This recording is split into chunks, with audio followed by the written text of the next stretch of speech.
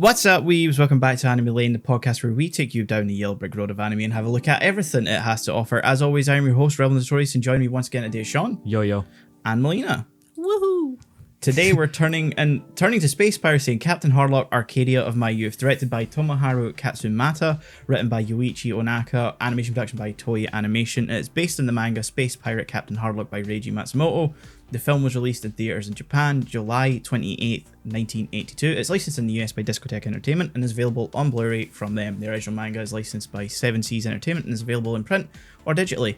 Then it's time to make our directorial debut in Pompo, the Cinephile, written and directed by Takeyuki Hirao, music by Kenta Matsukuma, animation production by Clap. It is based on the manga series by Shogo Sugatani. It released in theaters June 4th, 2021. It is licensed in the US by G-Kids and in the UK by Anime Limited. Both have released the movie on Blu-ray. The original manga is also licensed by Seven Seas Entertainment and is available in print or digitally.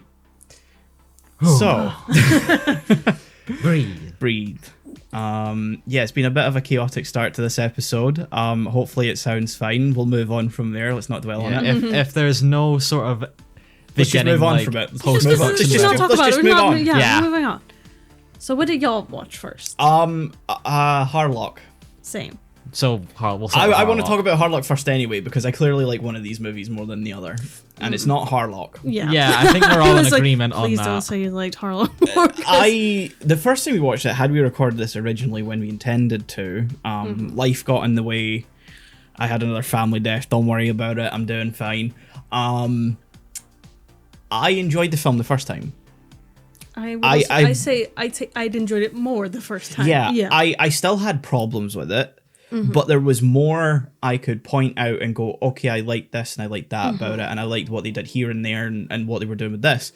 Second time I watched it, I went, I don't remember anything I wanted to point out. None of it came back to me, and I also did not have a riveting time. I had a way more like, wow, this is long. Yeah, because it's 2 hours and 10. Yeah, it's around the same length as the Galaxy Express movies. So I said this to a friend last night. I messaged them like saying I watched it again, really enjoyed it first time, did not like it that much the second time. Here's the reasons why. And I said that, and I really heavily compared it to the Galaxy Express films. And I says I don't think it's fair that I did that, but it feels like it's made under the same philosophy that those two movies were, just without the same director, which is where I feel like it really kind of ended up lacking the enjoyable factor, because it's not as well directed. It still looks nice. Oh yeah. But the story, the ability to portray a story in a well-crafted, well-paced, and with a flow, it's not here the same way it was in Galaxy Express. Because even though Galaxy Express had its moments where it was slow, it went on for a bit. It felt, just to sort of cut in a little bit, sorry, it felt more like that was purposely paced, whereas this feels like they are just dragging. I think the way I said about it at Galaxy Express to my friend was that you can almost excuse it with Galaxy Express because the slower parts are about the characters, or it has moments going on, there's stuff happening, it's used meaningful for adventure. Yeah, it's meaningful, whereas Captain Harlock, there's nothingness, and then there's character moments, or there's stuff happening. Yeah, it feels like there's a lot of pauses and just dead air where there really shouldn't be. Where if this was divided up into like 20-25 minute sections with an opening and an ending, you could excuse all of those moments, because that's sort of more TV-esque style of writing. Like you almost feel in certain parts of the film where you're like, okay, so there's where the ED goes. It's probably a small episode preview, and then we go into the next episode. Sort of like how the Gundam Comp movie sort of felt, you can sort of feel that a lot, only it worked a lot. I say that, and like the Gundam Comp movies weren't even like higher up on my list of things we were watching. No, like, it still felt on purpose there, and it felt like that, it made sense why they were like that. Whereas here, it just feels like a drag again. Yeah, it makes sense why the Gundam movies feel like that, because they are literally just taking footage from the TV series until the third movie, where it's mostly its own thing. Captain Harlock is its own thing. From what I can tell from looking at like the Wikipedia page and stuff like that, this is a retelling of the mangas. I don't know. I've not read the manga yet. I wish I had time to for this episode, and I'm not dissuaded by this or anything. It's a retelling of what was told in the manga and the original TV anime. But really, the only thing that makes this definably a movie, which I said to you last night, was visually is the only thing that you can tell. Yeah, because you just didn't get TV anime like this back in the 80s. Well, no, not until the late 80s anyway. But it, widescreen, nicely animated. I called it perfect wallpaper fodder. Yes, 100%.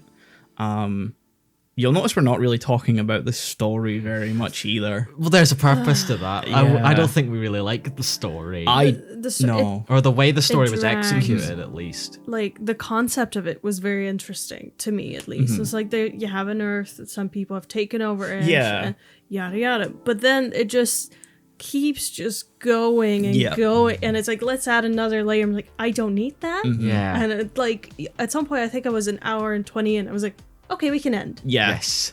But no, you have another hour to go. They have this whole, like, hour of introducing Harlock, introducing Tochiro, introducing Emeraldus, the woman on the radio who's Maya. I only know her name because she shares the name of any surname character. Oh, yeah, that's right. Look, I needed something to get my brain, like, working. This is, again, the Maytelverse. Where every woman... So this is, my god, we want to talk about the fucking little rant I went on. Oh, good old Leiji. Because for fuck's sake, I tried to... We talked about it a bit in the Galaxy Express eps, and I didn't want to retread that. Because we've gotten through it. We know already. But, like, fucking... By the time Maya shows up, it's the same fucking character design. Yeah. Exactly the same. If we ever get round to Space Battleship Yamato, I'm gonna scream. No. Yeah, because I said this in the Galaxy Express episode. This is just how Leiji designs his female characters, for better or worse. He's got a type. Let's just say. Yeah. At one point, I just said like the fucking like hamster grab sort of like meme, and I was just like, learn variety. That was when I was like, he's dead. And I was like, oh fuck, now you made me feel bad. Around the time we're recording this, which is Valentine's Day, funnily enough. Yeah. And when it comes out, it'll have just not long been a year since Matsumoto passed away. So, rest in peace. Yeah, respect. I like the story of Galaxy Express, and like again, the premise was really good here. Yeah. It's just I like all of them. Horrible. I like all of his work that I've read and seen, except for this. This is the only one that I'd say I didn't have like a super enjoyable experience with. Which good track record. Yeah, absolutely. You're allowed one dud. Yeah, that's it. And like I say, it doesn't dissuade me from reading the original manga or anything like that. If anything, I'm more interested now to see what the original execution was, because obviously that's written by Leiji Matsumoto, whereas this is an adaptation by someone else.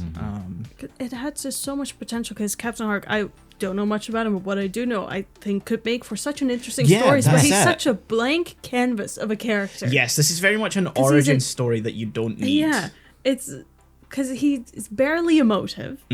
So all I got from him, because he's quite youthful looking, was edgy ass teen boy. Yeah. And that just kind of gets me hung up on it, because I'm like, I don't relate to you. You just seem dramatic to me. I think something that this film lacks, that I know the original manga and anime have, is essentially the same or a similar type of relationship that Harlock has to Toshiro in Galaxy Express, where he has like a younger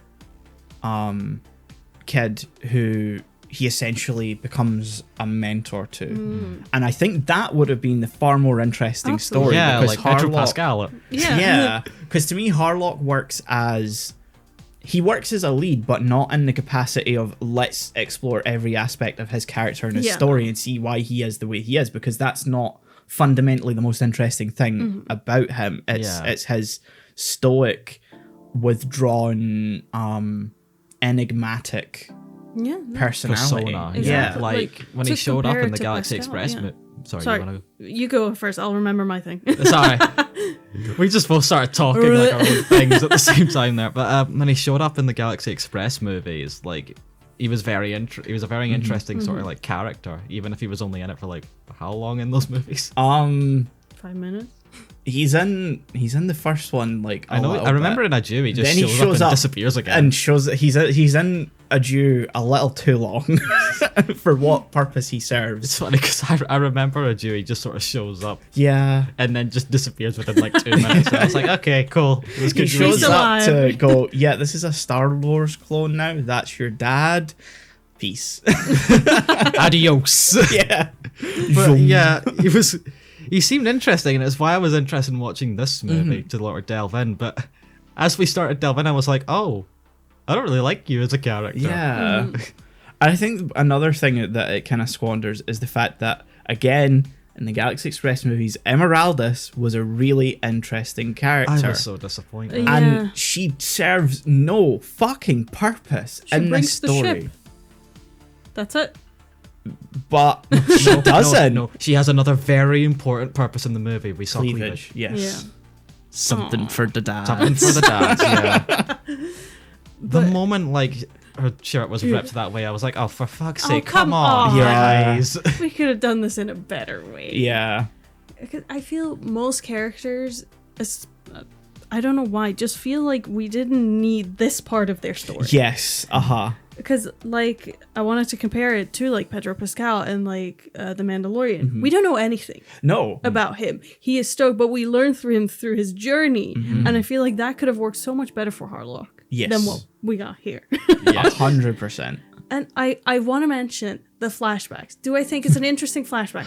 Yes. Are But they it way takes too up- fucking yeah. long? It takes up, is- what, 20 minutes? Yeah, Yeah. this is another thing of where I'm like, you can pretty clearly insert the opening and ending and episode previews in certain sections. Like that whole flashback scene is an episode. Yes. And then you suddenly would have the ending and then the episode preview of we're coming back to, Yeah. they wake up and find out they have this link from the past. And then we, and it's like, They why? go through the Assassin's Creed Animus thing. Because they go through a whole, like, oh, your genes are intertwined, which I'm like, sure, science fiction, whatever. Yeah, I was The like, funny hold thing on, is hold on, I'll they're not forgive it. related, but they are. Because Shaun mentioned the Assassin's Creed thing, is like, I think we're far more receptive to that idea because we have played most of the Assassin's Creed games. Yeah, so So and to that's us, a it's concept like- that's very similar and explored in there, Yeah. where like your genes somehow hold your ancestors' memories and Uh-huh. stuff. But like out of context for anyone Yeah. else, that is such a wild Fucking, 40 years before Assassin's Creed came out? Yeah, exactly. So With originally, no when you're watching this, explanation. no foundation. No.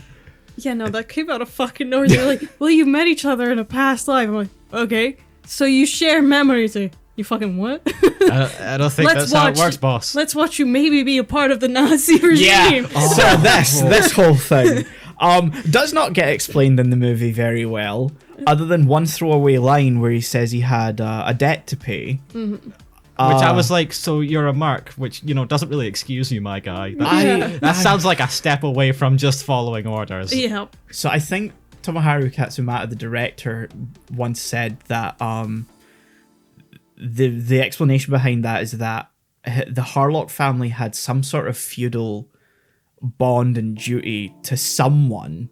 And I said that to you last night, and I was like, the way I phrased it and the way I put the pauses in between someone, I was like, I don't mean Hitler. No, I didn't think that. I was thinking like some German aristocrat. Yeah. or I hate whatever. that Hitler's making a comeback. Yeah. We've done so well for so long. That's what, the third episode he's come up in now, think in Anime Lane 4. alone. 4, maybe, yeah. This is the thought first you time were it's not done. Lupin, so that's... Want to mention. Yeah. The moment the fucking Nazi plane came up, I was like, not again. Yeah, can't go because I back. was like looking at it and I'm like, oh, it's an Iron Cross. And then it slowly sank in. I'm like, Spitfires, planes. This is definitely World War II. Because at first I was like, Yeah. okay, World War One. Yeah, like Yeah. the opening sequences feels very World War Yeah. One Absolutely, era-ish yeah. with like Uh-huh. that sort of biplane. Yeah, and if that was his dad, that makes sense. Yes. Whereas this is very clearly when you're not trying to go, oh, he's not working with the Nazis. Yeah, he is. In all functionality, he's working with the Nazis. Yeah. Because my brain was trying so hard to go, it's World War One. He's got the Iron Cross on his plane. And then I was like watching and Tochiro's ancestor from the back of the plane goes, watch out for the Spitfire, and I'm like, Oh, fuck. But it was before that. There's swastikas on the back of their planes. I didn't notice that. I noticed that somehow. immediately. Oh, I only saw the Iron Cross. So No, well, the Iron Cross is there's like 3 of them like all around that plane, but there's a swastika right on the tail of it. I somehow did not spot the swastika. I think I tried to ignore it. 'Cause Yeah, I was that's like- probably what I've done. Yeah, I was like, okay, no, it is a sweet moment of them helping each other in such a time of need. Yeah, like he But the clearly doesn't context. care for the Nazis regime. or ideology. I mean, they both Ideology. say that like this war's fucking pointless, but Yeah. like they don't go. Yeah. They could don't have been a really bit commit to clearer. actually denouncing the ideology. No, I mean, Tochiro's ancestor, I can't remember if he's actually just called Tochiro, think he flees is. to Switzerland, and which was a neutral country, obviously. So Yeah, he, like he he clearly just wanted to do his research. yeah, he clearly not abdicated from the war, but like withdrew from it. Yeah. Conscientious objector. I'm not I mean, sure if he that's was the term. designing a site for planes, so Maybe not. maybe Yeah. not.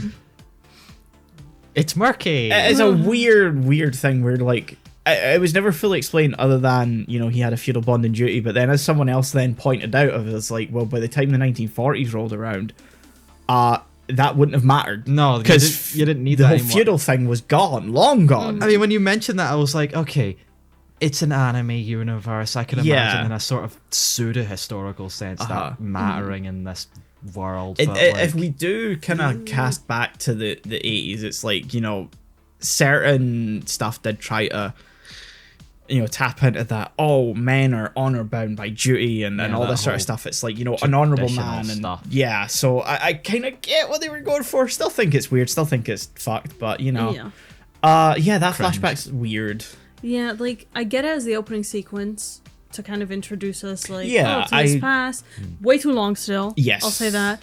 And the flashback where they're like, you're connected, even more so Yeah. that it was just dragging on to the point where I legit, when they came back, was like, oh shit, yeah, I totally forgot about you guys. oh yeah, this is a Oh fucking fuck, this sci-fi is a movie. gene melt thing, okay?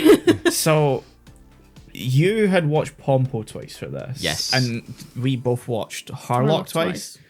Did you watch Harlock subbed again? Yes. Okay, so I watched it dubbed. I don't think I had the dub Yeah, available. Did I not include it? No, Okay, The so version because I Nice. wanted to watch the dub for the second time. I wasn't sure if I had included it, mainly because it was on the disc. You like look at the settings and it's like vintage dub, which means it comes from a time where it probably wasn't very good. Yeah. And I it's can imagine. not. But also, despite having two very different voice actors, Tochiro and Harlock sound almost identical. Ooh, that's bad. How does that And even happen? I was just watching this to refresh myself on the film, so I wasn't like fully paying attention. I'll admit I was fully sitting on my Steam Deck a couple of times throughout this. I've only watched this once, and there were so many times I was fighting not to go on my phone. Yeah, and so there was a lot of times where people were talking, and I was like, "Who the fuck?" Especially when they're having a conversation with each other, you're like, What? "Which one's talking now?" Yeah, fair. But yeah, I didn't realize I didn't include it. I should start fine. doing that from now on, just in case. Yeah, because I just wanted to watch the dub because I was like, oh, if I'm watching it twice, I might as well. But then I was like, Yeah, You did include the Pompo dub. yeah. I 'Cause think when I I was in probably. my second time, sorry to just cut you off there a little bit, but like when I was watching that for the second time, I listened to that dub. Yeah. That's a lot more modern yeah, I dub, enjoyed the obviously. Pompo That's a dub. really good dub. Yeah. I probably just didn't include the Harlock dub because even without seeing it, I probably knew it just Would've been wasn't shit. worth. You can sort of figure out from like the era it was probably. Yeah, Yeah. the fact that it's mono as well kind of indicated to me that it was old, so probably not like even like funny bad, just bad. Sort of in the dark ages of like when they didn't give a fuck about the yeah. dubs. For these kind of movies, at least. Well, this was licensed and like released as is it Vengeance of the Space Pirate, which was like a heavily like edited Oh, okay. version. that cut out the whole opening with the plane. I don't think the whole opening should have been cut. No, they gutted that whole thing. They're like, fuck it. Yeah, cut down like a whole bunch of other stuff. I think they cut out like 45 minutes or something like that. I'm gonna be honest, that sounds very appealing. Yeah, but they probably didn't do it well. Yeah, True. that's what I'm scared of. So I think they did record a full dub, but then just edited it down for like VHS release, and then it wasn't until they got picked up way later. They're like the full dub. Yeah. So yeah, it's from that era too.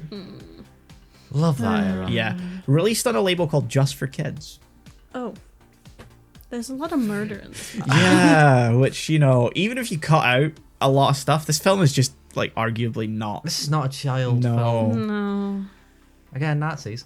Yeah. Yeah. I wonder if they cut the Nazis out. I feel like They if they cut out probably the opening, would've. If they cut the opening, they're gonna cut a lot from Yeah, that yeah. part Yeah. as well. But yeah, there was just a lot of concepts where I was like, that's interesting. Like Esmeraldas and Maya being stuck on the planet. Yeah. I was like, that's a really interesting thing. Wish it would have happened an hour ago, but okay. that whole plot line was interesting as a premise, but eventually, with Maya specifically, it just felt like, girl, it feels like you've been dying for the last like hour and a half. Yeah. Just pop off already, or Yeah. just go. Because she's dying before they capture her.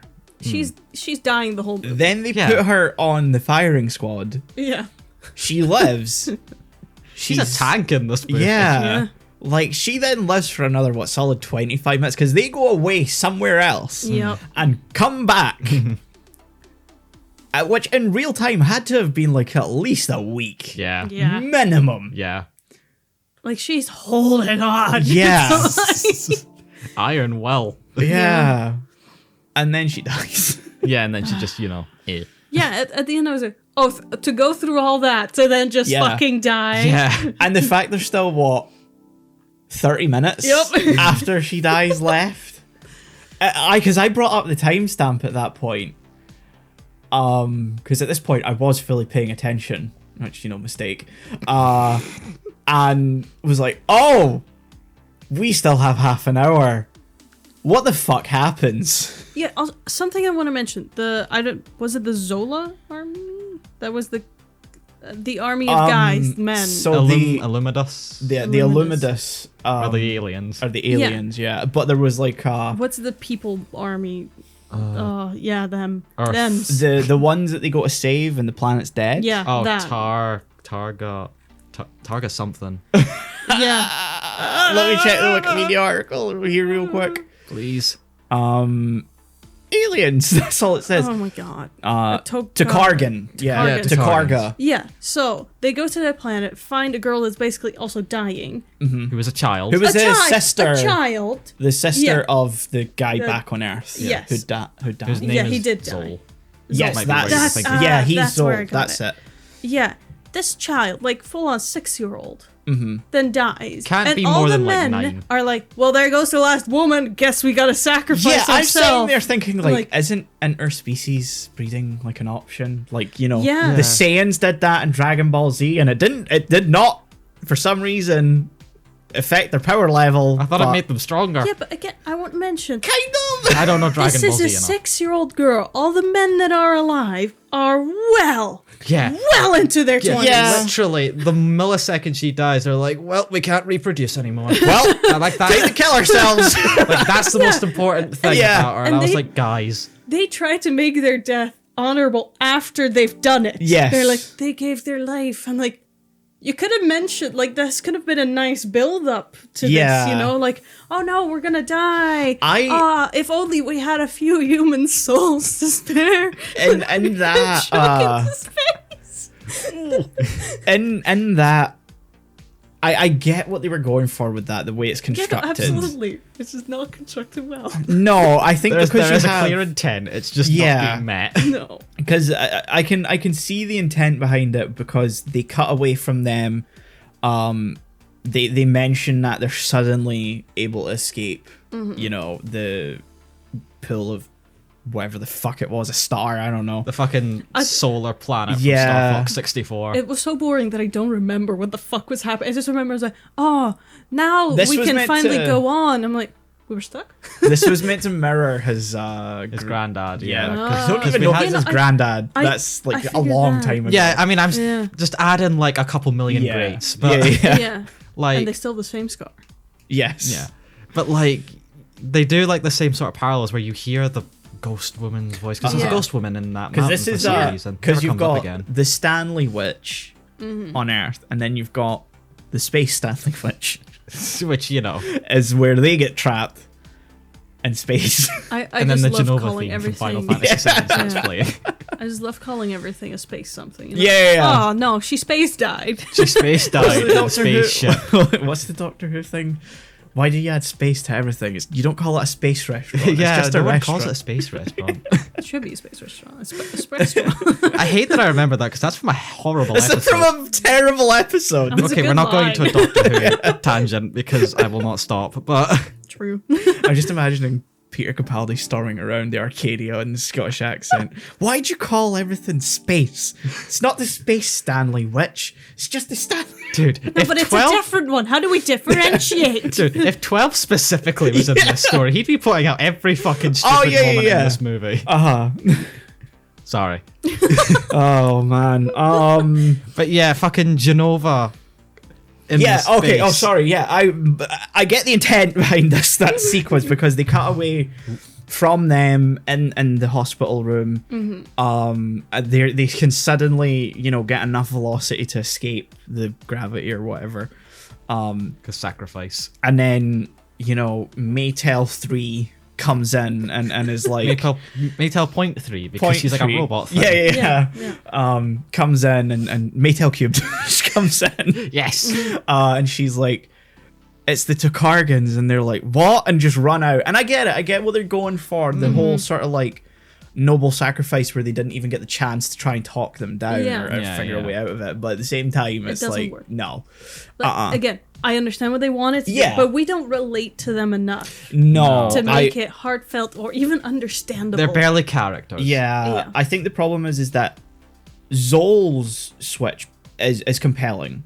Is an interesting part of the story. Yes. The rest of the Takargan switch, we don't get enough time with any of No. them to We don't really really care. learn about them as actual people. No. Just want to frame. We don't want more time with them. This thing is long enough as it To is. be fair, there is whole stretches of fucking nothing in this movie. Yeah, so they and could have they've used replaced it. They could have used it to make them more compelling because, and our sort of like what we see as an audience now is that suddenly their home planet's threatened, and like understandably they go, let's not work with these guys anymore. But the switch to siding with Harlock happens like far too quickly. Yeah.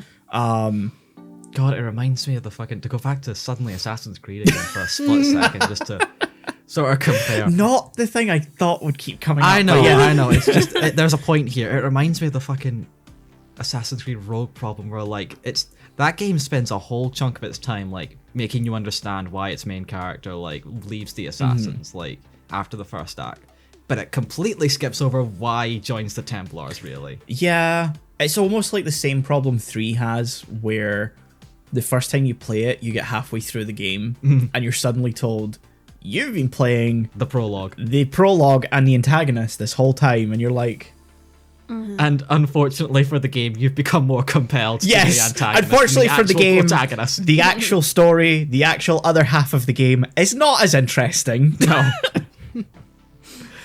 Don't play Assassin's Creed. The interesting planning. part of Assassin's Creed 3 ends with him fucking.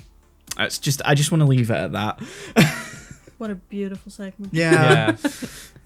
We're trying desperately not to talk about Harlock. Yeah. No, because it's just kind of, you sit there, you take it in, and you're like, well, this is not a very memorable movie. Yeah. No. There's a lot of things I really like that there are things about it that appeal to me as like a fan of certain how do I put it? Purple prose isn't the right word, but like that way of describing space and stuff, like Sea of Stars, and the way that Tochiro and Harlock talk about the ship and stuff is it's like in any other story. That would have like been had compelling. me. Yeah.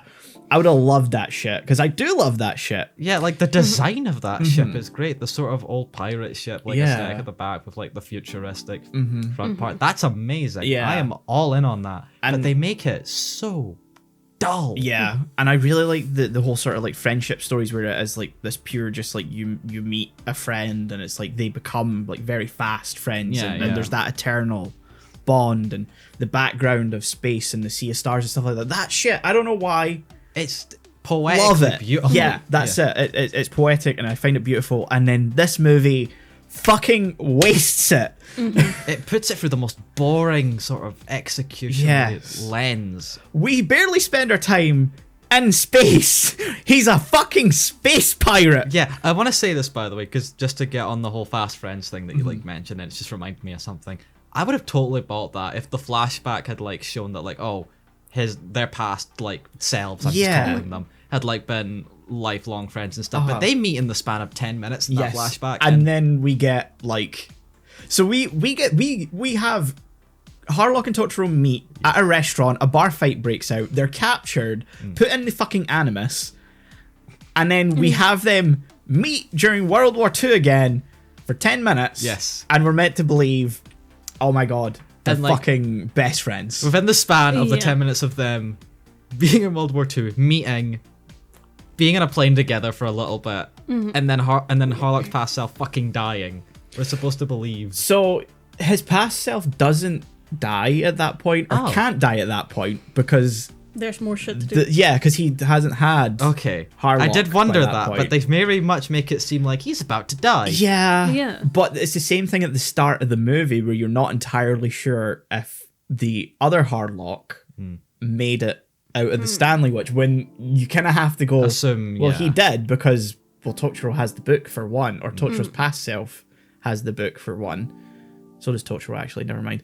Fuck it. But also, he had to have kids, so... Yeah, because you know that's how parented works. Yeah. And we're in the future. Yeah. So you can't do this, Diddy.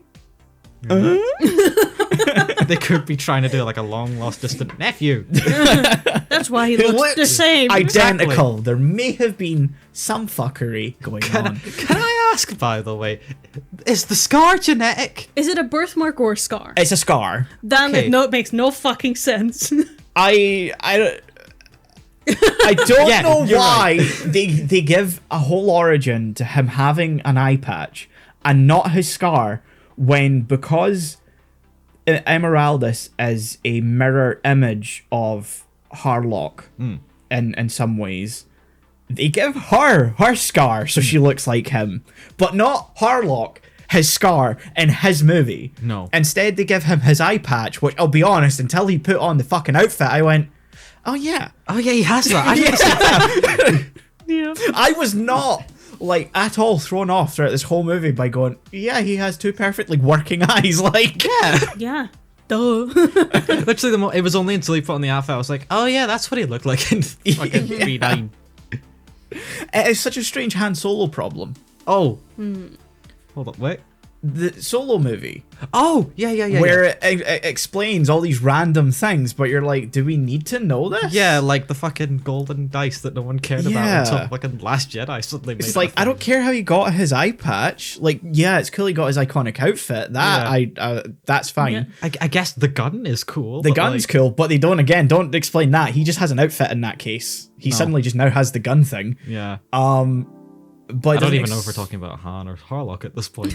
Oh yeah, Han gets his gun in the movie, Yeah, that's which we what don't I care meant, about. But like, the fucking rapier sword comes out. Yeah. Rapier gun comes out of nowhere. yeah, which is cool, but at the same Oh yeah, time, that's awesome design wise, but like, would have been nice to know why or how he got that. yeah. No indication. Would have been nice to know why every one of his ancestors and him has that scar. Specifically, it's the same fucking scar. It's the same scar. Yeah. That's why I'm like, is it genetic? Is it actually a birthmark? I think it's a scar as far as I'm aware. And I only know that because I was reading a little bit in the Wikipedia article where it mentions like Emeraldus and being a mirror image and stuff like that. Which, yeah, I get. It's always sort of been the case whenever I've seen her. I'm like, oh, she's just a female Harlock, Yeah. which makes their back and forth will they, won't they thing that I've seen kind of in 3.9 and stuff be a bit like, okay. This ain't no. Yeah. Yeah. Nothing. It's kind of weird. I love the throwaway line at the end of Arcadia where it's like, Maya's dead and they're like flying away from Earth or whatever, and Tochiro's like, she was Harlock's, and the line cuts off and it's like, Harlock's what? I could believe she was his fucking sister at this point. Oh, Yeah, I was ready to believe anything, bro. Yeah, it's like, okay, I get that you're probably wanting to like be mysterious that they were in love and there was a romantic thing there But that wasn't wasn't fucking explored. But at the same time, I could believe she was his fucking cousin. Just suddenly jump into another fucking video game comparison. I promise I'll stop. It's like the fucking Link to the Past thing, where at the beginning of the game, like, at the beginning of Link to the Past, like, your uncle goes off to, like, save Zelda, and then he dies, and you pick up his sword and all that. But, like, his final words are, like, Zelda is your... And then he dies. And canonically, he's supposed to be saying Zelda is your destiny. But everyone looks at that line and is like, is he about to say sister? Yeah, like, that's what I would think, too. Future wife, like, you gotta... Distant cousin, you gotta tell me something here, bro. Yeah, This is important. This is important to know. Is she related to me? Yeah, Like, because I want to kiss that. Is it weird I want to kiss that? It's like, no. Because, like, Emeraldus kind of has this monologue to Tochiro after that does not really clarify, because at the same time, it can also be read that it was his sister who his, you know, relationship with was like strained because of what was going on. Yeah. I know that the intent is clearly romantic. Yeah. The execution is Not. confusing. Yes. With the dialogue and the way it's all paced, it's Yeah. like, I don't know what you're trying to tell me here specifically, movie. Uh-huh. But and this is something I feel like you shouldn't leave open to debate. No, because if she is his sister, that's slightly incestuous. Yeah, with the way some of those scenes are shot. Yeah. No. Which is the only real thing that leads you to the path of, okay, they're meant to be romantically. They better be. Yes. Yeah, I don't think I've... That doesn't help that Maya's such a flat character. Yeah, like the fact we've barely talked about her. Like, I don't want to say most characters are pretty flat. Oh, 100%. Like, yeah, most characters are pretty flat. Oh, yeah. But, Yeah, like, I yeah. feel like her especially, because she's barely given much meaningful dialogue. Yeah. Or a character. Like, at least Harlock, you got the sense he was an edgy, fucking dramatic boy. yeah. Like, that's at least something. Yeah. But Maya, I got nothing other than voice of the resistance, which you can do in way better ways. Yeah. Yeah. She had no life in her to be the voice of resistance. No. I was like, I It's was 'cause she was expecting something dying. cooler. Yeah. You know. Something with more Yeah. fire. Yeah. And, like, I feel like it's strange that Harlock's, like, main romantic interest in this movie is someone who's Dying. not necessarily that, but more like such a nothing, like, Space frail, cancer girl. Yeah. like such a frail character, because that doesn't seem like that's the sort of like I mentioned, that whole like relationship between him and Emeraldus that we see in 3.9 and stuff is like Flirtation ship. you don't get the impression that that's the kind of person Yeah. he would be interested in. Like, at most, it would be a flirtation ship between those two. Yeah. Yeah. But, like, Harlock never seemed like the kind of character would ever actually pursue. Yeah. It explains how he got his bird again, which is weird. Yeah. I Don't was also get- like, oh yeah, you had a bird. Yeah, Like, the again. bird shows up. Uh-huh. I feel like the bird just shows up. I don't know if I was just not paying It attention. throws me so much that the bird showed up and went, oh yeah, this thing fucking talks. Oh, yeah, it has like one line of dialogue, though, in this whole movie. Because it talks in 3.9 as well, but I forgot Yeah. about that. Yeah, I completely yeah. forgot about the bird in 3.9, I'll be honest. Yeah. Overall, honestly, wasted potential. It could have been so interesting, and I don't know if it's director or whatever happened, but nothing really hit its mark. Yeah. And I don't know if it's like a symptom of, you know, by this point the Leiji Matsumoto boom was sort of like coming to its end, because from whenever Yamato went on here, hold on, let me just double check. Not the manga, TV series. Original. That's 1974. So like a solid 10 years you had of like, you had Space Battleship Yamato, you had the Galaxy Express TV series, you had the Galaxy Express movies, you had the Captain Harlock TV series, which started I think in the 2 years after Yamato. You also had the Yamato sequels and movies, and then you had this coming out in 82. Jeez, that's quite the boom. Yeah. So by this point, I think people were just sort of Done. not as interested. Fair. And so I wonder if it's like a symptom of they're making a movie for an audience that maybe wasn't there It's by sort that of like point. how we're feeling about Marvel now. Yeah. That's actually a good comparison, I think. Because, like, it's like thinking of where Marvel was in, like, 2015 compared to where we are Oh now. my god. The biggest difference. Oh, like, big time. Jesus.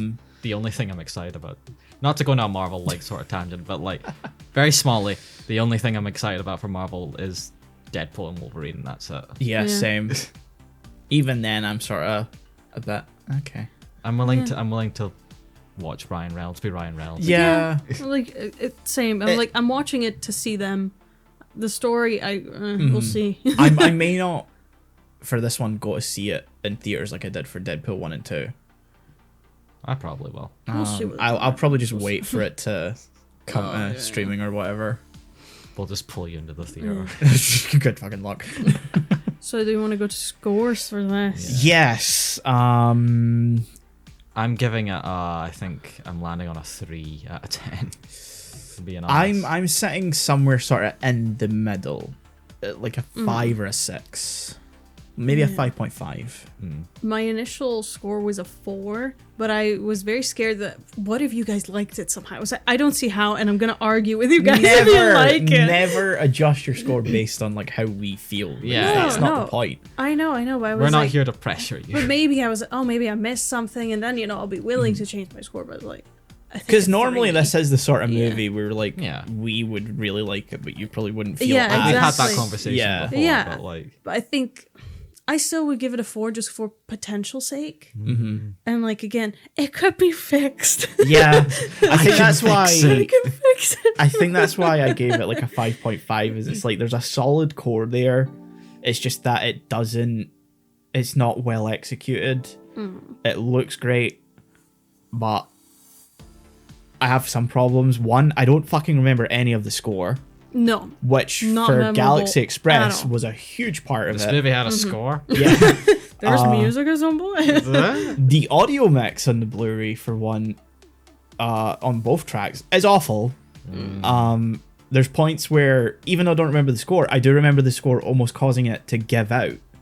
So it's not well preserved, which isn't a problem of the movie, but as an experience of watching it, yeah, it's a problem. Yeah.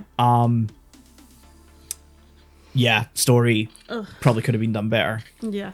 Yeah, I'm being brutal here. 3 out of 10. No, fair, I'm- Yeah, I'm only being so nice because I think The potential. the potential's there, and if anything, it's made me more interested to seek out other versions of Harlock. Yeah. I Just guess as a I'm just more in a redemption. As like because I know there's an interesting character there. Like so, yeah. I guess I'm in a sort of cynical just mood today where I'm like, yeah, the potential's all right, but at the end of the day, this is the movie I've been given, and I'm Yeah. not giving it any Yeah, yeah. excuses on what it could have been. So that's where my 3 is. Yeah, at the end of the day, you don't own it. I do. Yeah, but I still have to fucking watch it. Yeah, no, but that's what I mean. Is it's like I think when you've bought into something, Oh, there's yeah, like yeah, a yeah, yeah. slight what's the word? Inclination that you feel like you have to have some sort of enjoyment. It feels like an investment. Yeah, and there is like enough time between us, me buying it and watching it for this, that I don't feel that anymore. I try and do that with video games. I buy it and leave it a while, so that I don't have that inclination when I'm playing it of like, well, I just paid $60 for this. Yeah, I want to enjoy it, and if I don't like it, I feel like I've wasted money.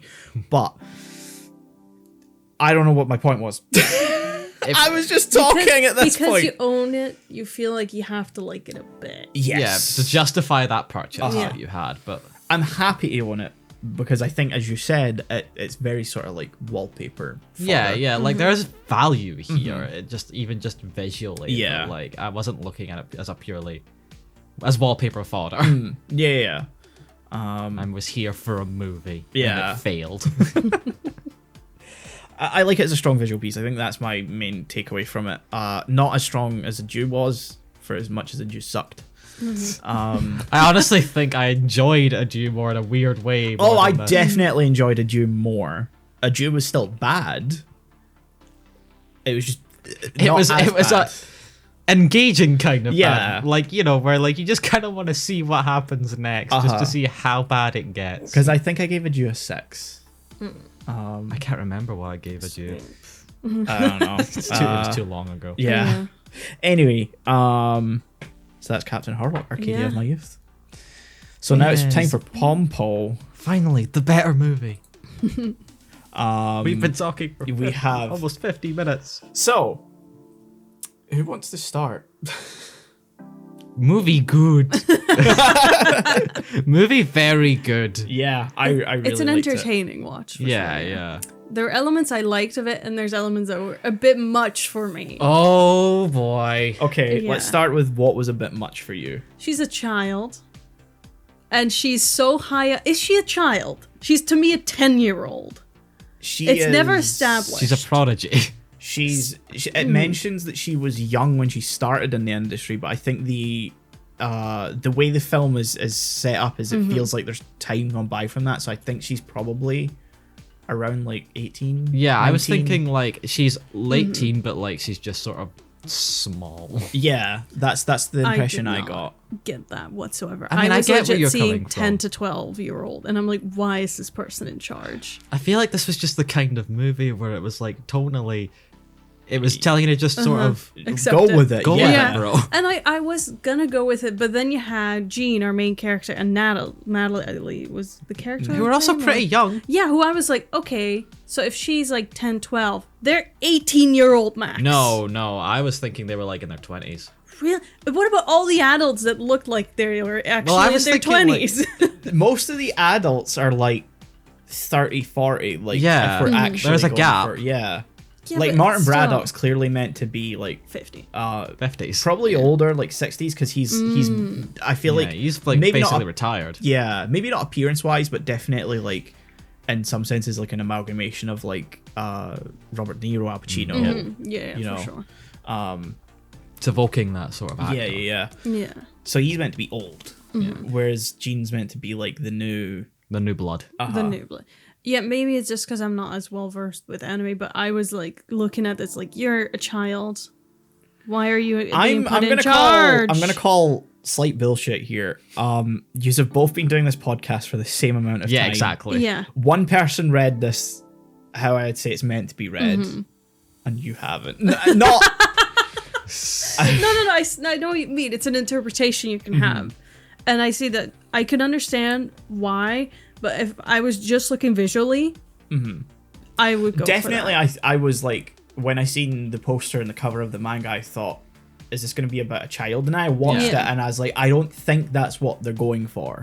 Yeah, and they do sort of like play like child-ish like occasionally, Yeah. but like she still sort of has a sort of that authority that makes you think, okay, she's like She knows her shit. 18-ish, Yeah. really. She just sort of looks young. Because I got like from the sense from where they're going, like Pompo was around 18, 19-ish maybe, whereas like Natalie and Jean were around like well, ages left ambiguous throughout the series. 12 to 14.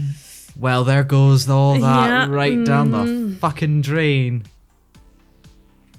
Watch my argument die right in front of my eyes. So what we found here is that Yeah, she's we've just between looked it 12 up, and the 14. first and the immediate Google result was she is around 12 to 14. Yeah. Which So- for a prodigy, I do kind of make Yeah, no. sense. Yeah. I would see it in an actor's prodigy. A producer who is in charge of generally money and a lot of scheduling. I don't care how good of a Melina, director your child I'm sorry to use this, but I'm gonna Yeah. call the suspend your disbelief Yeah. card. I know. This is a movie where there are so many wild visual elements that this is your sticking point. I want to say visually loved it. I Yeah. thought the visuals were really, really good. Like all the editing sequences where it goes full shonen protagonist. I Yeah. fucking love all that. Yeah, like I think it was really good. They were at the end went with the editing because the editing goes on for a while. It's just Yeah, through yeah. life, whatever. It got to a point where I was like, okay, I get it. I think the way it's set up, the it's essentially each act is a different stage of production. Yes. So the first act is pre-production, second is production, and the third is the editing, and then obviously him winning the award when it comes out. It's the little epilogue, sort of. Yeah. So I think that's why the editing goes on as long as it does, is because that's sort of like the third act. And editing is a very important Editing is a part very of the important film. thing. It can take the longest amount of time. Gotta get and- just the right cut. Yeah, because as you know, many people say you write a film 3 times: when you write it, when you shoot it, and then when you edit it. Absolutely. And you kind of see that throughout the movie is, you know, you have what Pompo wrote, you have what they shoot, but it naturally evolves into them adding in scenes, and then you have Gene editing it, where he adds in extra scenes and has to figure out how to make it the perfect, you know, version of the movie from like 72 hours worth of footage or something like that, which I would actually cry. I would die on the inside. Be like, how many extra takes? How many takes did we do for all that? and you gotta cut it down to 90 minutes. Yeah. I do love that point. It's like any film is an hour and 30. I'm like, I can agree, especially after watching Harlock. I was absolutely, you're right. And it's exactly an hour and 30 minutes. I think that is the biggest flex I've ever Absolutely. seen. Big time. Is them ending it with the line, it's exactly 90 minutes. You see the time code hit 90 and the credits roll. Yeah. And if you take off the studio logos at the start and the credits at the end, Exactly. it's pretty much exactly 90 The minutes. editors must fucking hate it. The hype animators in and that scriptwriters edit. must be like, Why would you do it? It's like, no, just end it a bit quicker, but you need to get that in. I'm like, what do you mean? And it's somehow paced perfectly. yeah, exactly. No, pacing is amazing. Yeah. It's got so much like kinetic energy where it just keeps moving forward, but not in a way where you kind of like feel like you're getting left behind, or you feel like you need to slow down. Like Like you're not being pulled. you're like, there for the ride. Yeah. You're on a treadmill. Yeah. The editing is fucking phenomenal too. Like in the sense of, Absolutely. I say editing when we're talking about an animated movie where the editing comes and how they transition with the Yeah, yeah. animation. Yeah. But I think it's still to say, like, how they choose to transition from Yeah. scene to scene, really amazing, well done. It's something you don't see a lot in anime, No. I think, where they really work on, like, clever ways to No, you transition don't from really scene to see scene. like the animation, except in maybe like Satoshi Kon movies, being used to transition Yeah. scenes and stuff like that. Whereas like here, it's like every transition is accompanied by some consistent animation tell. It's like if it's when they're shooting and they're moving from one country to another, you have the line come across the screen and then the plane and it opens up. Yeah. And then if it's just a normal scene transition, you have the 3 things come up and it slowly becomes the next scene. And I fucking love that. It's good. I just love this movie. It's honestly. a good movie, man. This Like I is said, my- movie good. Yeah, this is my second time watching it, and I still just enjoyed it as much as the first time. Yeah, I yeah. get Like that, yeah. when I was rewatching it, like I was sort of like having it just sort of more as background noise, but I still got very engrossed. Yeah. Like in a lot of points. So I think that's just a very telltale sign. This is a very good movie. I was gonna say something else, but my train of thought is gone. Sorry. I'll get back to it. You'll find it. Yeah. So, Melina, you want to throw in any other wrenches? Any more fucking hot takes? Little Miss Dissenter. I'll give you the age thing, but at the same time, like, suspend your disbelief. We've watched I so don't- many movies. Galaxy Express! Yeah. He's like I fucking complained 13. about that in Galaxy Express. We're watching anime where it's the done thing where kids just do the shit that It you... was Yeah. legit. My main criticism of Gundam is like, he's a kid. Okay, hold on. I'm going to call bullshit on that because that is literally the point of Gundam. Yeah, exactly. I know. That's a thematic element. yeah. Like, that's important for that. It's like, so it is, as you guys know, I love films about the movie Yes. industry. Can I just say I can't wait till we watch Eva. Oh, yeah. And she Again, complains it's about that. another thematic thing. When it's like a central point Yeah. of what I imagine or what I've heard. It pretty much batters you over the head at points too with it to make you understand. That's so- the point. So this definitely falls in my little niche, and there's a lot of elements I really, really enjoyed about it. But do I think everything goes a little too well? Yes. I know That- they Are you tried- saying it's too good? No, I think the fact that everyone wins an award for it, that's where I was like, oh, we don't see everyone win an award for it. We only see Jean. We have Best Actress, Best Actor. We have... Best Director, Best Story, Best Screenplay, I think. No, we get... I think it's like only 3 or 4. Like, we have... Jean gets it, Natalie gets one. I think Pompo technically gets it, but her granddad... Like, yeah, it's under the production company. And I think that's it. No, the main guy as well. Yeah, Jean gets Oh, Best yeah, Director. Martin. Yeah. I will say, you do realize Oscar sweeps happen, like, all the time. Yeah. Yeah, but this, to me, especially because you're looking at it, it's his first film. Can he be amazing? Absolutely. It just, Melina, for the me, it whole was story too of much. the film is making a masterpiece, though. I know, but to me, I don't know why. It just felt like it was... You're arguing this right. on a film where I'd say the whole point is like to be a comfy film, Yeah, rather like than be like a dramatic piece. It That's feels not like the you're point having of it. problems with its fundamental goal.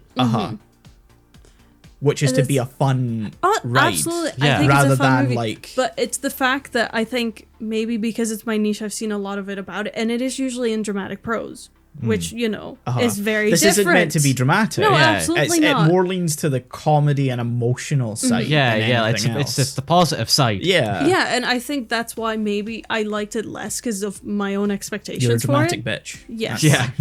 But we all know that. I'm a hold on. bitch for drama A and bad counterpoint. endings. Broaden your fucking horizons.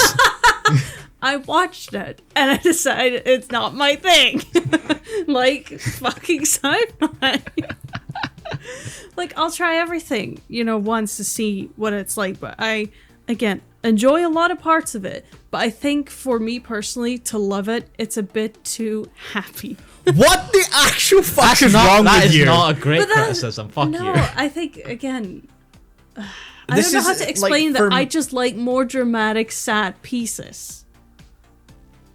So do I, but like you need the fundamentally just like enjoyable films to watch so you can To compliment. so you can balance yourself and enjoy those, like, because I couldn't sit and watch like fucking Martin Scorsese films all the time. Yeah. I need the dumb fucking Ready Player One or Pompo or Promare or Hot Fuzz or all these films where like I almost feel like some of the things you're leveling at it as if you were to like level the fact that like Hot Fuzz isn't a serious Isn't like a piece. dramatic. Yeah, sort it's of- not like a proper like tear down of like the police system. police system and like Which is a movie we do small need. town corruption. But that's not Hot Fuzz. No. That's not what Hot Fuzz is trying to do. No, I don't know what it is about it that bothers me. Because again, Hot Fuzz, I get. To me, it's like, yes, it's a comedy. That's what it's trying to achieve. Of course, it's not realistic. But with an anime, I don't have as much of a suspension of disbelief for it. where you need more for anime. I know, but maybe I don't have it in that sense. For the animated animation. realm, and this goes for not just anime, this goes for all animation as a medium. Suspension of disbelief is like a core value of it because you can achieve so much more with animation because you are unbound. Yeah. You don't have the bounds of reality and a physical camera. It's pure creativity. Yeah. No, and like I get that, and with a lot of pieces, I do really try to push myself as like it's like we were talking about with Harlock. Okay, whatever, their genes are interconnected. Yeah. Sure, but I don't know what it was about this where I was like, everyone's just too much for me. Everyone's too turned up to 100 for me, like too much of what they are. Jean was too tired. Again, it's more of a comedy, so that's the point. Is the Yeah, but again, caricature? It's a bit of You an don't- exaggeration. Yeah. You don't turn them up to 100. To turn to 75 is fine because they need that development as character, but otherwise they don't change to me. They're still like Pompo. I feel like Pompo's not even like the central character, despite her name Yeah. being on the movie. It's very much Jean, and Jean does have development. Yeah, I will like, agree with that. He was a better character than Pompo was to me. Yeah. More entertaining. No, Again, but more I think the like a film better character. makes Absolutely. it clear enough while you're watching it that Pompo is not the main character. No. No, absolutely, I agree. So I'm not sure why you're hung up on Pompo not being as good a character of Jean when she's No, Yeah. I'm not Side saying character. good. To me, it was not as an appealing character. To me, it feels like you're complaining about the ungrounded characters not being grounded. Yeah. I don't know what it is about her. Maybe the fact that she is so young and childlike, to me, didn't fit in the world that they were building. Okay, nah, bullshit. Yeah, no, that's No, fine. You can they call bullshit on that. To me, absolutely she didn't fit there. Built that world properly Yeah. for her to fit in. No, but that's what I'm saying. Even if they built it, to me, it still didn't fit right. She didn't feel like she belonged in the world she was in. And that's a personal, that's just the way I felt about it. And, I know I wasn't meant to, but it was just something that bothered me about it. I'm just trying to sort of comprehend. It's your opinion, and obviously Yeah. you're entitled to that. I can't change that. Even if you're obviously.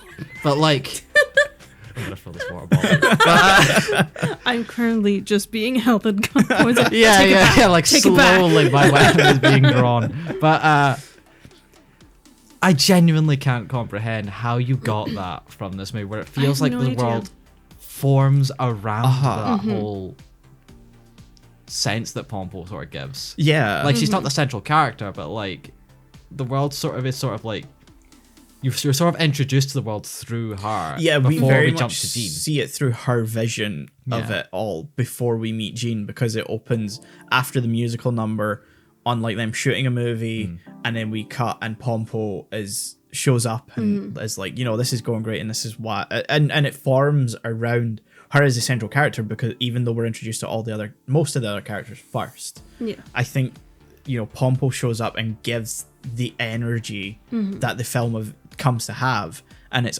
because the world is sort of built around her, and so to say she doesn't fit in the world that's built around her is odd. Yeah, completely. I can't comprehend that. I'm sorry. No, I don't know why. That's the issue I have with this. as Because well. even when the film takes on a more reserved tone, Yeah, when they they're get to shooting, Switzerland and stuff and start Yeah. filming the more reserved film. she's very much a background character, and she isn't as high energy. She's just there, and she just kind of is there to Observe. and tell Jean, no, you're the director, do what the fuck you want. Yeah. So yeah, I don't get the complaints about Pompo's character. Yeah. No, that's fair. I can see why to you guys it doesn't make sense for me to complain about it. I can understand the way you see it, but for me that didn't translate, and it's no fault of the movie. I think it's a full me thing. I know it. I am totally not staring daggers into that's exactly what it is right now. But yeah, I don't know what to say about it, because again, I liked a lot of parts of it, and I liked it better when she was a more toned down version of herself. And maybe that's me being That's just more like professionalism what you- is not screaming. What you like stylistically. Yeah. Yeah.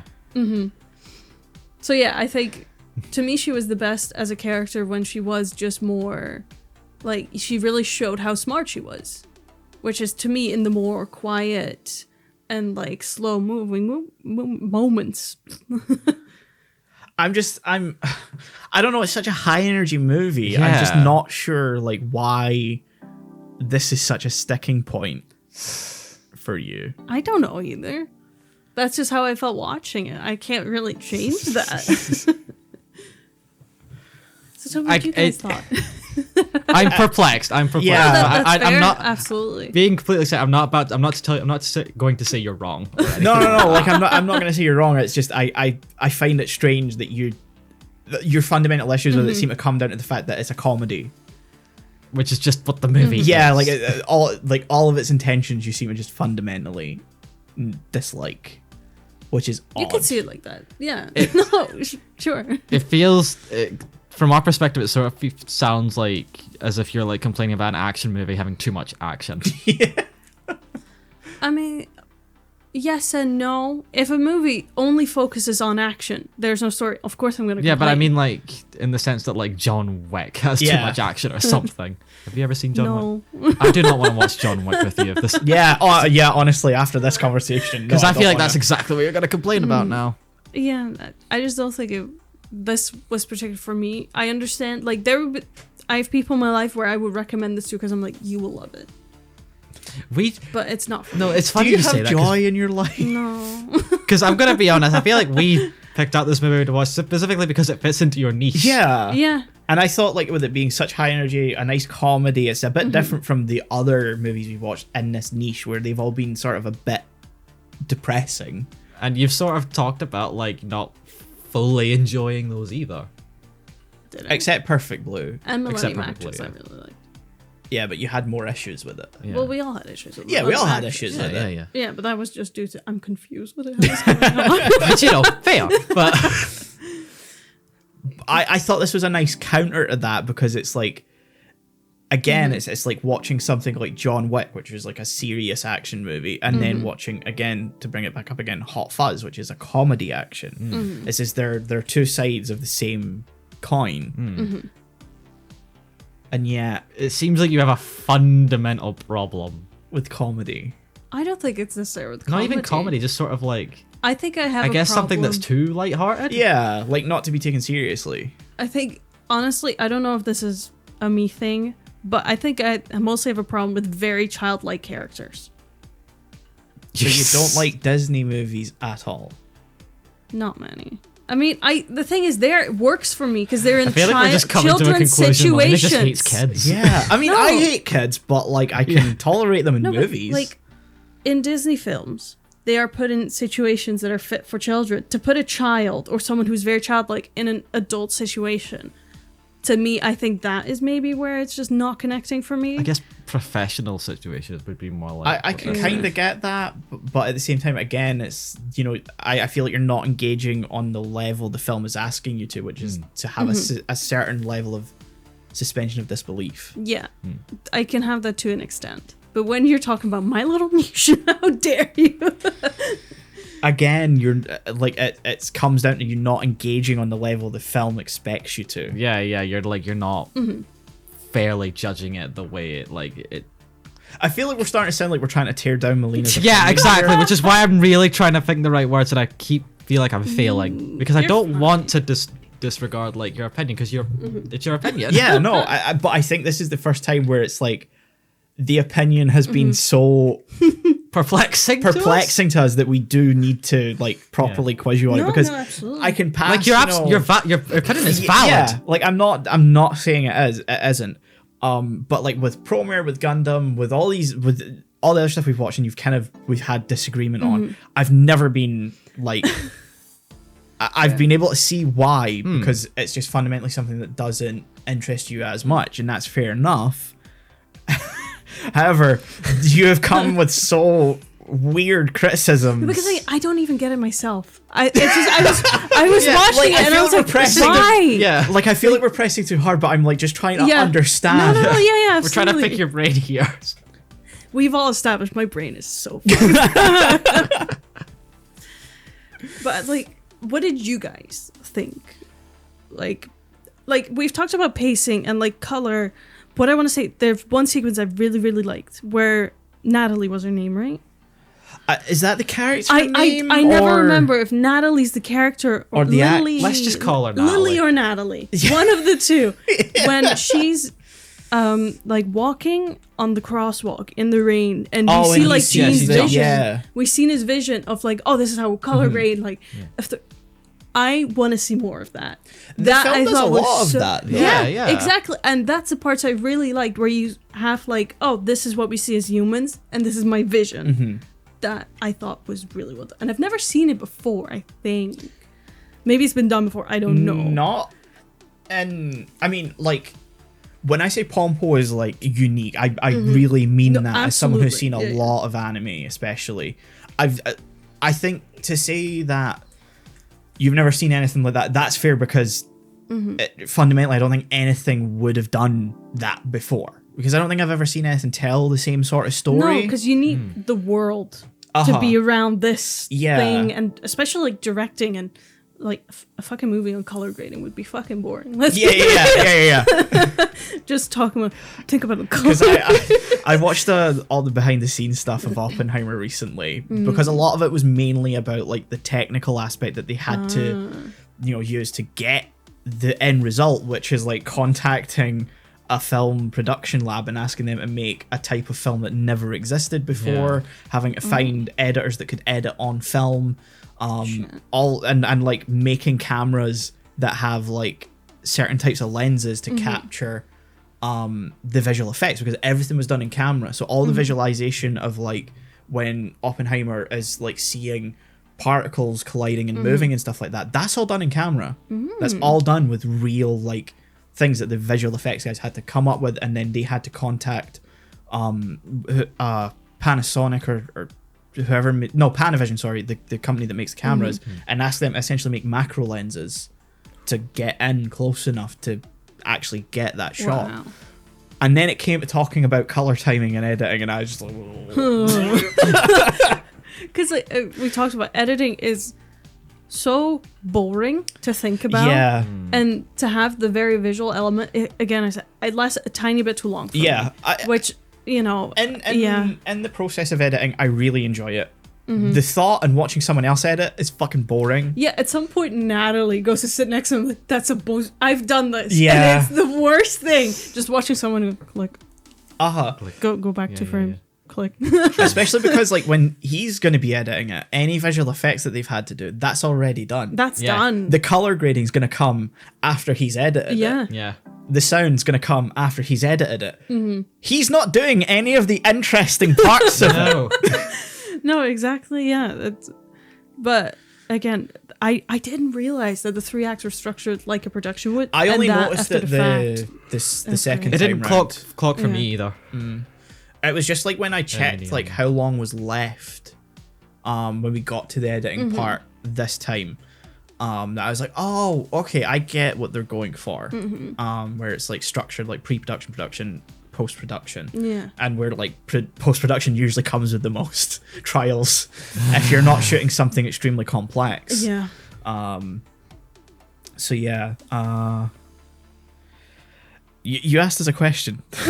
What was it? Did you? I wanted to know what you guys just thought. I mean, So very Like, how do we see this? like Yeah. I really love it. It's just one of those movies that I could put on a bunch of times. It's a very comfortable experience of like just sitting back, and I find it quite a relaxing film. It's letting high a movie energy. just like sweep you up. Yeah, I get that completely. The animation is fucking stunning. Yeah. I think the best we've seen so far, unless I'm not remembering something.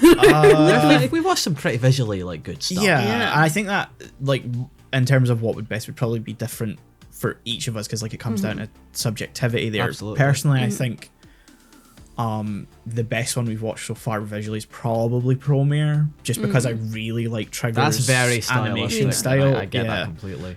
Whereas I think Pompo's doing something very different, and there's a lot of lighting techniques you don't really see in anime very much, and that's a lot of characters are backlit at times where you normally wouldn't see it, and it gives them a nice definition from the backgrounds and really makes the world feel a bit more alive and lived in and realistic. And even though it's not meant to be realistic, you can feel like that is a place that exists. I really appreciate that, especially because it makes like it just looks nice as well. Like when you see the edges of the hair having like different tinges of color and stuff like that. And the transitions fucking, we've already talked about that. Those are amazing. We went in depth already. Again, the editing sequence, the visualization of that, the visualization of him sort of like trying to find the film in general is really cool, I think.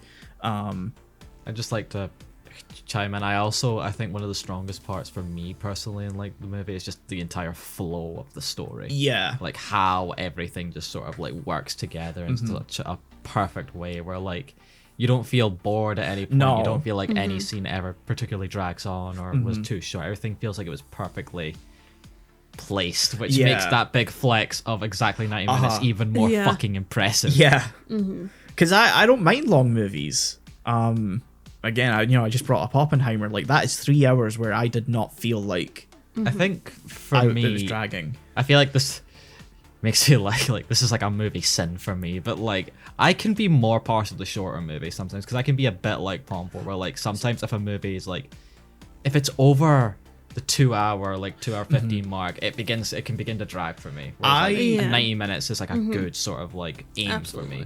I will say, as much as I like longer movies, you have to earn that runtime. Yes. And a lot of longer Yes. movies don't. Like, if it's something like Lord of the Rings, that's a movie that I think definitely does earn that runtime and definitely is a movie that needs, like, even, like, the extended edition to really get what it's going for. Yeah.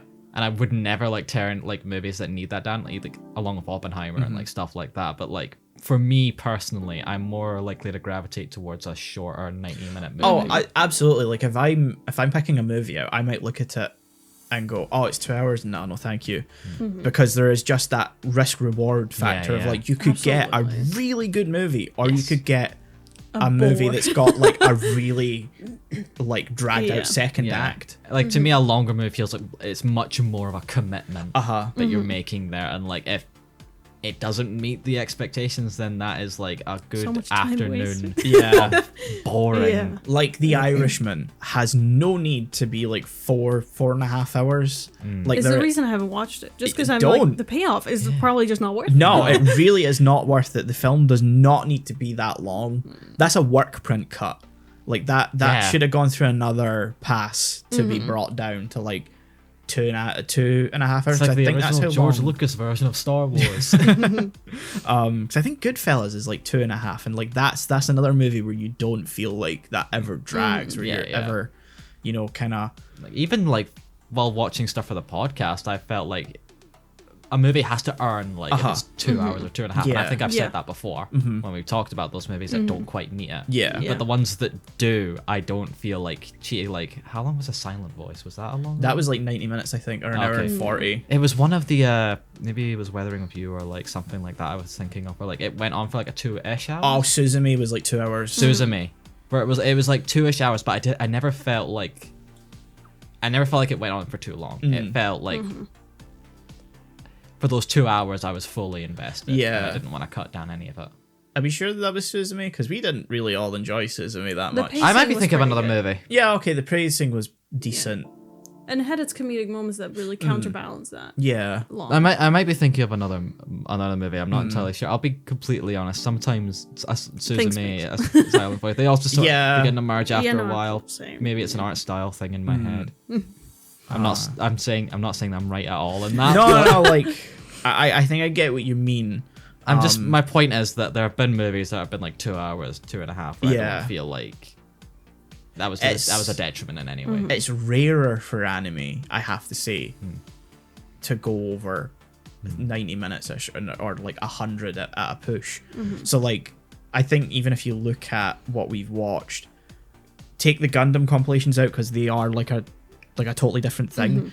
I think Galaxy Express, Adieu, and Harlock are like the rare instances, Yeah. and those are older movies. Yeah. More modern ones tend to be 90, 100 minutes. Like, with the longest being, I can't remember if it's Suzume or Weathering with You, but I have a feeling it's Suzume is the longer one. That's like, I think the only modern one we've watched that's like 2 hours. Yeah. Everything else has sort of been like 90 minutes, 100 Yeah. minutes. And like you said, Suzume, I think we all agreed that the pacing was pretty good, even if we had actual other problems with the movie. Yeah. But yeah, no, a lot of stuff that I get really back liked to my about it. very original point, the flow of the film Yeah. is one of the strongest parts of the movie. Yes. Yes. It's a movie that makes us talk about movies. That's Yeah, sort of, yeah. you Like, know, we've got a important. pretty good discussion out of Yeah, it. absolutely. Um, We're probably your way opinion is over time. valid. yes. Like, again, I feel like if you listened to this, you probably think we were really pressing Oh, hard no, on that. don't. It was purely like we were just trying to understand. Yeah. Yeah. No, Like, absolutely. I apologize right now if any of like what I was talking about earlier made it feel like I was disregarding your Yeah, opinion, fan was because gonna that's beat not you what I up. meant. Because I never wanted anything to come across like I was disregarding or being like too abrupt about like your opinion, but it was just purely I wanted to try and figure out, Absolutely. you know, Don't where you were coming worry. from. Yeah. Are you scared to ask for scores? No.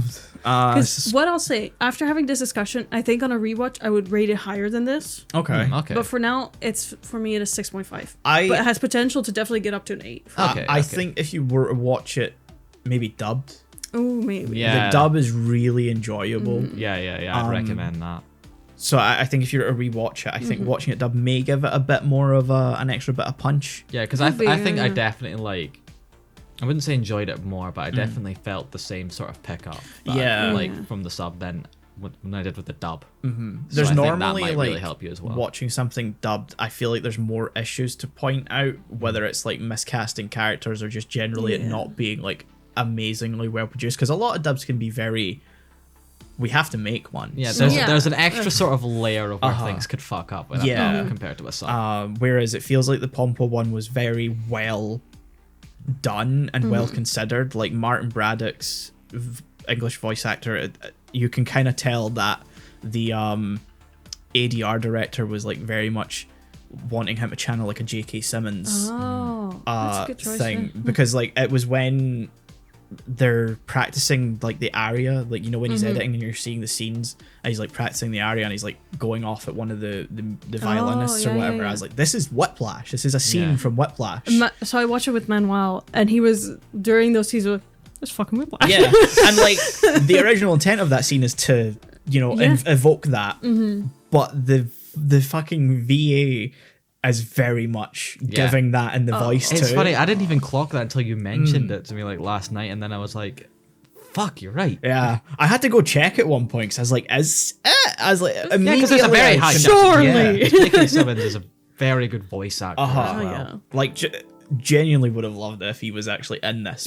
But you know, who voiced maybe a bit him, too spenny. Yeah, probably.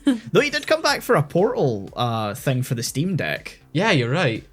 Because I was playing that and like it's pretty much just a tech showcase for what the Steam Deck can do. You get to the end and you meet Cage Johnson. Yeah. And I was listening to it and I'm like, oh, wait, is it actually J.K. Simmons again? Yeah, and like I know this is like Disney, so like they've got the money to spend on him, but like when he came for Gravity Falls, like he voiced a character that's not in that show much, really. Oh yeah, that's right. But like he still like very much gave it his all, and he felt much like a part of that cast. I'm not saying anything because the character's kind of a spoiler, really. Yeah. But he was really good in that show, and it didn't need to be him, really. But I'm glad it was. Yeah, because it really feels like him voicing that character fulfills a lot of that character. Yeah.